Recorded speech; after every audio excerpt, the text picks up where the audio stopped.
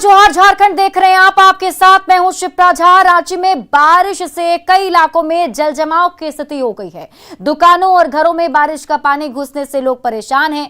कल से नवरात्र शुरू हो रहा है, ऐसे में कई जगहों पर पानी जमा होने की वजह से लोगों की परेशानी बढ़ गई है।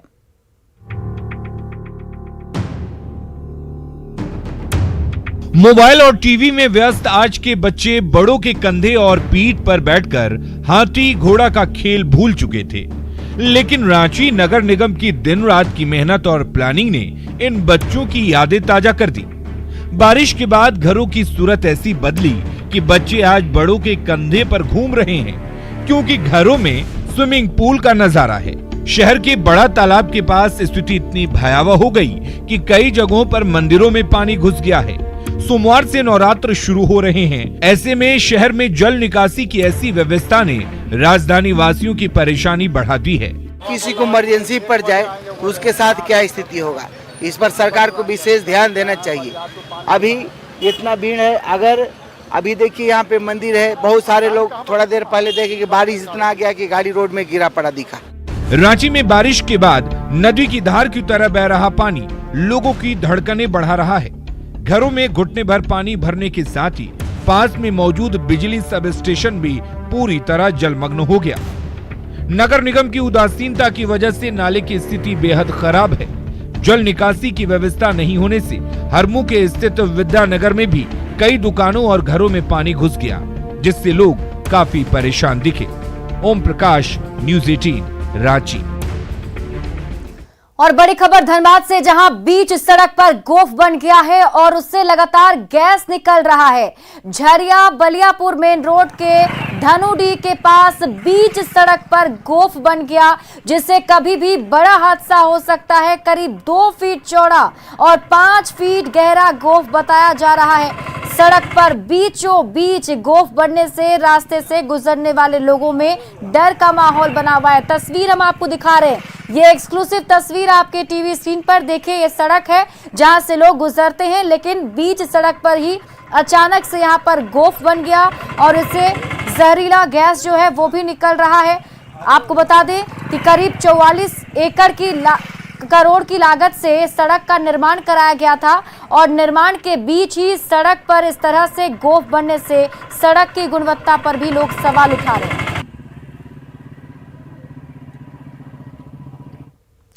हजारीबाग के चिरुडी हत्याकांड में सजा काट रहे पूर्व मंत्री योगेंद्र साव जमानत पर जेल से रिहा हो गए। जेल के बाहर आने के बाद उनकी बेटी और बड़का गांव विधायक अंबा प्रसाद ने उनका जोरदार स्वागत किया। जेल से रिहाई के बाद अपने पिता का साथ पाकर विधायक अंबा प्रसाद बेहद भावुक दिखी।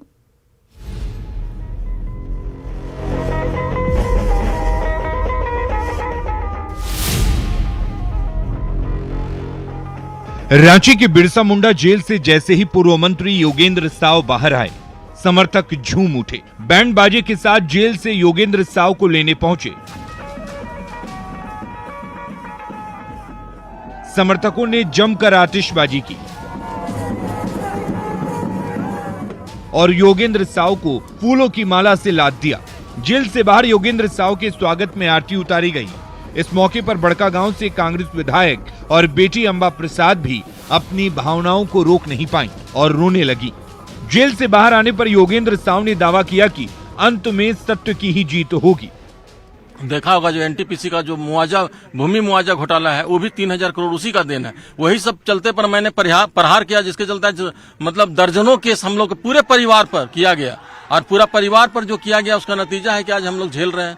इस मतलब सत्य का जीत होगा, न्याय अभी जिंदा है और कहीं न कहीं न्याय मिलेगा। 1 अक्टूबर 2016 को हजारीबाग के चिरुडी खनन क्षेत्र में एनटीपीसी की जमीन अधिग्रहण के विरोध में तत्कालीन विधायक और योगेंद्र साव की पत्नी निर्मला देवी ने समर्थकों के साथ कफन सत्याग्रह किया था। इस दौरान पुलिस के साथ हिंसक झड़प हो गई थी, जिसमें 4 लोगों की मौत भी हो गई थी।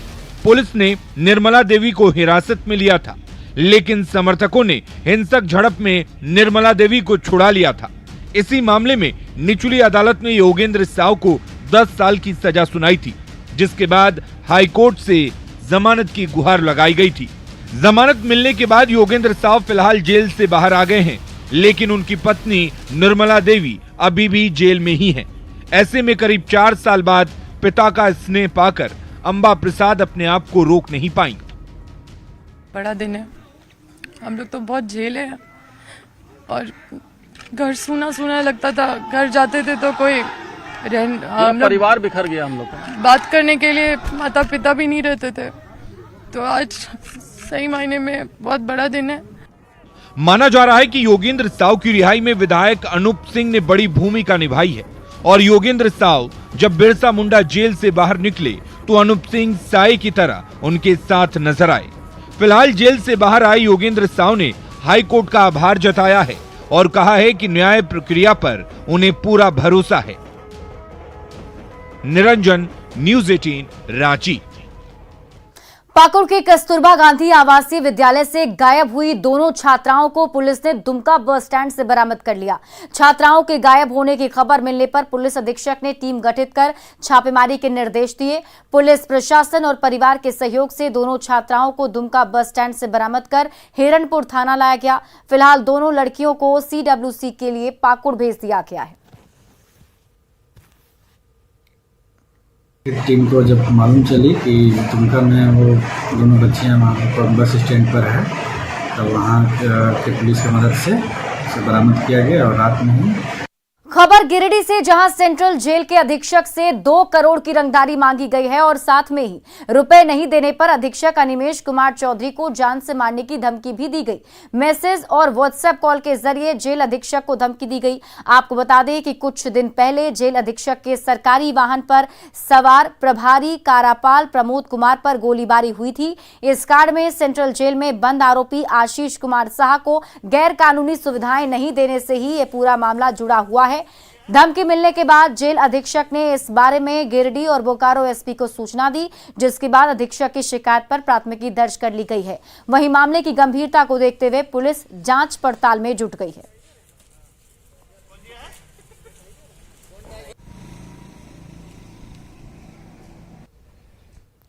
गोड्डा में बच्चा चोरी के आरोप में एक युवक को बेरहमी से पीटने के आरोप में 7 लोगों को गिरफ्तार किया गया।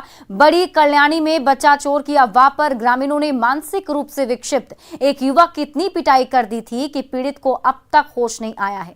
युवक की मां की शिकायत पर पुलिस ने गांव में छापेमारी की और पिटाई के आरोपी 7 लोगों को गिरफ्तार किया। इसके साथ ही SDPO ने लोगों से इस तरह की अफवाह पर ध्यान न देने की अपील भी की।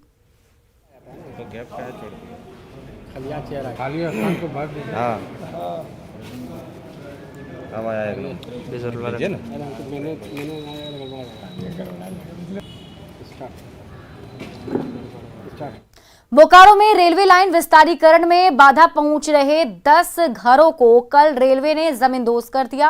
अब इन घरों में रहने वाले लोग सरकार से फरियाद लगा रहे हैं। लोगों का आरोप है कि प्रशासन ने उन्हें घर से बाहर सामान निकालने तक का मौका नहीं दिया और डोजरिंग में उनके कीमती सामान के साथ ही घर के दूसरे सामान भी नष्ट हो गए। अब परेशान लोग तंबू लगाकर रहने को मजबूर हैं। वहीं घर में रखे अनाज भी नष्ट हो गए, जिसके बाद अब वे दूसरे के घरों से अनाज लाकर बच्चों को खिलाने को मजबूर हैं। पीड़ित परिवार ने सरकार से रहने, खाने और पुनर्वास के लिए जमीन देने की मांग की। आपको बता दें कि जिन लोगों का घर ध्वस्त किया गया है, उन्होंने बोकारो स्टील निर्माण में अपनी जमीन दी थी और एक बार फिर विस्थापन का दंश झेलने को मजबूर हैं।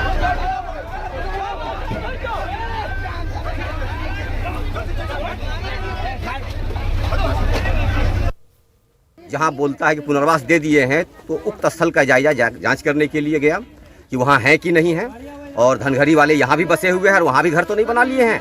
जांच करके 7/9/2022 को रिपोर्ट देना था, तो वो रिपोर्ट में रैयत को भी बैठना था, तो तथाकथित रैयत वहां बैठा करके इस तरह की कार्रवाई कर दी गई। अचानक ये दमनकारी योजना बना करके हमारे घर को तोड़ा गया है। सरकार इस पर निर्णय ले और निष्कर्ष निकाले। सोना चांदी जितना चावल तावल सब दब गए।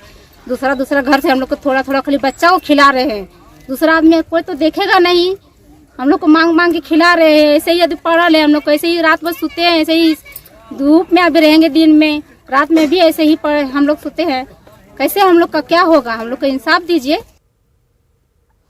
सिमडेगा में पर्यटन विभाग ने स्वच्छता पखवाड़ा कार्यक्रम का आयोजन किया। कार्यक्रम में प्रख्यात लोक गायक पद्मश्री मुकुंद नायक ने भी शिरकत की और सिमडेगा के लोगों से अपने सुरीले अंदाज में साफ सफाई करने की अपील की।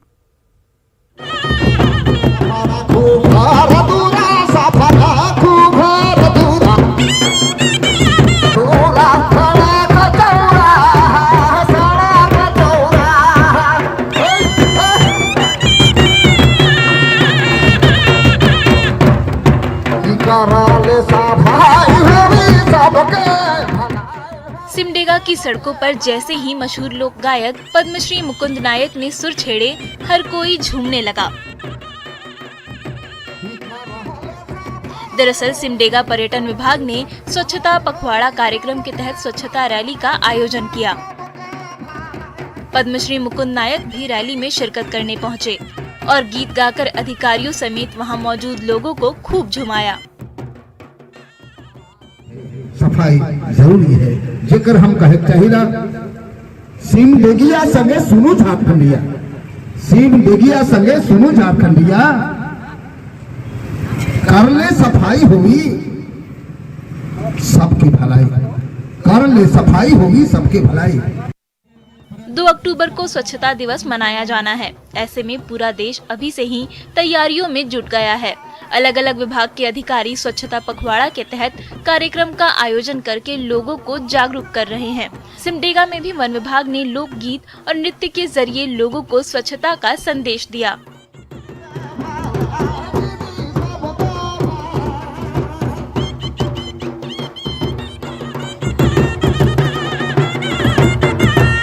न्यूज़ 18 के लिए सिमडेगा से श्रीराम पुरी की रिपोर्ट। और इसी बीच बड़ी खबर हजारीबाग से, जहां पुलिस ने अपहरण और डकैती की घटना में शामिल 5 आरोपियों को गिरफ्तार किया है। बरही पुलिस ने इन सभी को मध्य विद्यालय के पास खदेड़कर पकड़ा। पुलिस के मुताबिक ये अपराधी किसी वारदात को अंजाम देने की योजना बना रहे थे, जिसकी सूचना पर त्वरित कार्रवाई करते हुए पुलिस ने इन्हें गिरफ्तार कर लिया है। इन अपराधियों के पास से लोडेड देसी कट्टा, 4 मोबाइल और एक बाइक के साथ ही एक कार भी जब्त किया गया। हम लोग गए तो वहाँ से निकल गए और मिडिल स्कूल के पास इन लोग इकट्ठे थे। जब पुलिस को देखा तो सभी लोग इधर उधर भागने लगे, जिसमें से ऑन स्पॉट वहाँ पर पीछा करके 4 को पकड़े। रांची में बिहार के मंत्री श्रवण कुमार ने मीडिया से बातचीत में कहा कि पार्टी ने राज्य में 25 लाख सदस्य बनाने का लक्ष्य रखा है। इसके लिए 15 सितंबर से 15 अक्टूबर तक अभियान चलाया जाएगा। इसके साथ ही उन्होंने बीजेपी पर हमला बोलते हुए कहा कि हेमंत सरकार अच्छा काम कर रही है, पर उन्हें जानबूझकर परेशान किया जा रहा है। राज्य के हमारे पदाधिकारी हमको निर्देशित किया गया है कि सदस्यता अभियान चलाते और सम्मेलन की तैयारी करते इस काम को व्यापक तरीके से राज्य में चलाना। राज्य पार्टी ने यह भी तय किया है। राजधानी रांची में दुर्गा पूजा की सुरक्षा को लेकर चाक चौबंद इंतजाम किए जा रहे हैं। रांची पुलिस सोशल साइट्स पर अपनी पैनी निगाह जमाए हुए है। पुलिस की नजर व्हाट्सएप ग्रुप पर भी है। इसे लेकर राजधानी के सभी थानों को अलर्ट किया गया है। हर थाना क्षेत्र में एक टीम बनाई गई है जो इलाके के व्हाट्सएप ग्रुप पर नजर रखेगी। त्योहार में शांतिपूर्ण माहौल बना रहे, इसे लेकर हर मुमकिन पहल रांची पुलिस कर रही है। एक निर्देश दिया गया है कि सभी थानों में जितने व्हाट्सएप ग्रुप काम कर रहे हैं उन सब की एक फहरिस्त बनाई गई है। उनके एडमिन का नंबर भी रखा गया है। उनकी भी मॉनिटरिंग हम लोग लगातार कर रहे हैं। और मैं आपके माध्यम से जनता से भी अपील करना चाहूँगा कि कोई भी इस प्रकार का ग्रुप आप या तो ज्वाइन ना करें, और अगर आप इस प्रकार के किसी ग्रुप में हैं जिसमें कोई भी आपत्तिजनक मैसेज आता है तो कृपया करके इसकी सूचना प्रशासन को अविलंब दें। मैं ज़रूर सभी से ये दरख्वास्त करूँगी कि आप प्लीज़ कोई भी व्हाट्सएप फॉरवर्ड को बिना वेरीफाई किए फॉरवर्ड ना करें। आप पहले देख लें कि क्या ये सत्य है, क्या ये सच है, क्या ये सही है कि नहीं इन्फॉर्मेशन, उसके बाद ही फॉरवर्ड करें। और आइए अब देखते हैं दिव्य दुर्गा पूजा की भव्य तैयारी से जुड़ी खबर।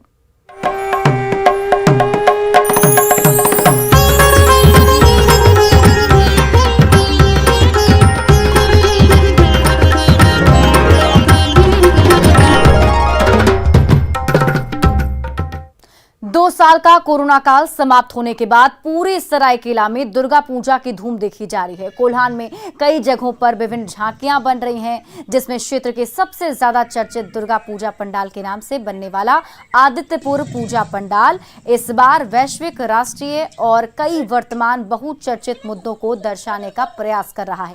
यहाँ विश्व कल्याण एवं सद्भावना की थीम पर पूजा पंडाल बनाया जा रहा है।